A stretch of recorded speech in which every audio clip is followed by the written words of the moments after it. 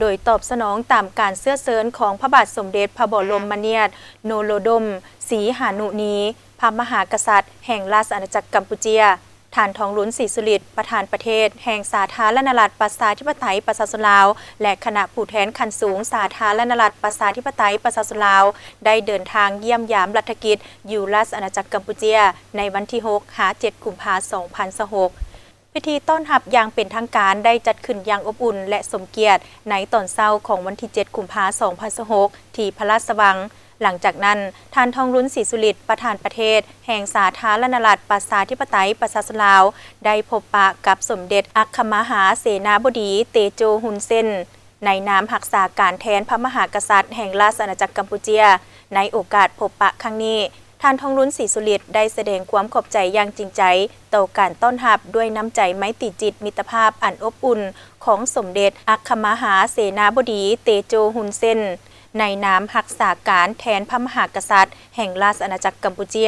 และประชาชนกัมพูชีในครั้งนี้พร้อมทั้งได้ฝากความยื้อยามถามข่าวอันอบอุ่นและพรไซอันประเสริฐถึงพระบาทสมเด็จพระบรมนาถโนโลดมศรีหานุมุนีพระมหากษัตริย์แห่งราชอาณาจักรกัมพูชีและพระมารดาโมนิเนียนศรีหานุด้วยความเคารพพร้อมเดียวกันนี้ท่านทองหลุนศรีสุฤทธิ์ได้แจ้งสภาพการพัฒนาของสาธารณรัฐประชาธิปไตยประชาชนลาวให้ทราบโดยย่อพร้อมทางได้แสดงความสมเสยและประทับใจที่เห็นว่าราชอาณาจักรกัมพูชีมีการพัฒนาแบบก้าวกระโดดประชาชนมีความผาสุกและมีความอยู่ดีกินดี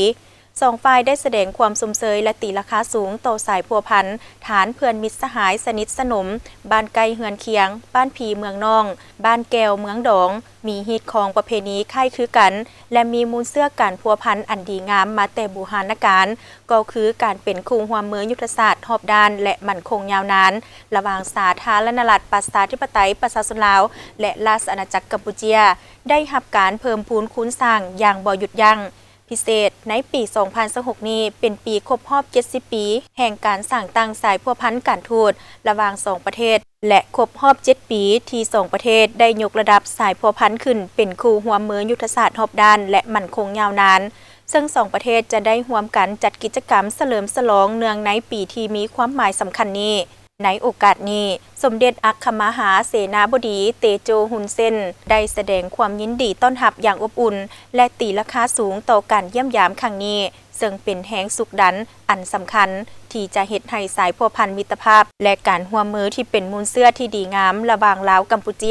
ได้รับการเสริมขยายให้แตกดอกออกผลและขยายตัวยิ่งขึ้นในสุมปีต่อหน้าพร้อมเดียวกันนี้ก็ได้แจ้งทราบว่าพระบาทสมเด็จพระบรมนาถโนโลดมศรีหามุนีพระมหากษัตริย์แห่งราชอาณาจักรกัมพูชียินดีเสด็จเยี่ยมยามรัฐกิจอยู่สาธารณรัฐประชาธิปไตยประชาชนลาวในเดือนมิถุนายน 2026 ที่จะมาถึงนี้ตามการเสื้อเสริญของท่านทองหลุนศรีสุฤทธิ์ประธานประเทศแห่งสาธารณรัฐประชาธิปไตยประชาชนลาวและได้เสื้อเสริญท่านทองหลุนศรีสุฤทธิ์ประธานประเทศแห่งสาธารณรัฐประชาธิปไตยประชาชนลาวเดินทางเข้าร่วมกองประชุมสุดยอดฟังโกโฟนีครั้งที่20ซึ่งราชอาณาจักรกัมพูชีจะเป็นเจ้าภาพในกลางเดือนพฤศจิกายน 2026ในตอนท้ายท่านทองหลุนศรีสุฤทธิ์ได้แสดงความรู้บุญคุณและขอบใจพระมหากษัตริย์รัฐบาลและประชาชนกัมพูชีที่ได้ให้การสนับสนุนและช่วยเหลือสาธารณรัฐประชาธิปไตยประชาชนลาวในระยะผ่านมา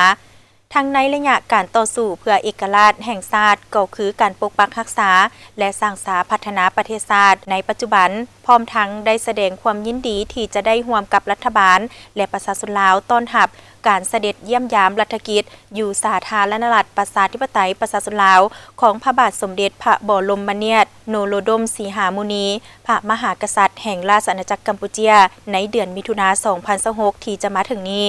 พร้อมทั้งตอบรับการเสื้อเสริญเข้าร่วมกองประชุมสุดยอดฟังโกโฟนีครั้งที่20ซึ่งราชอาณาจักรกัมพูชีจะเป็นเจ้าภาพในกลางเดือนพฤศจิกายน 2026 นี้ในวันเดียวกันท่านทองหลุนศรีสุฤทธิ์ยังได้นำพาคณะวางพวงมาลาที่อนุสาวรีย์เอกราชและอนุสาวรีย์พระบาทสมเด็จพระโมโนลมศรีหานุอดีตพระมหากษัตริย์แห่งกัมพูชี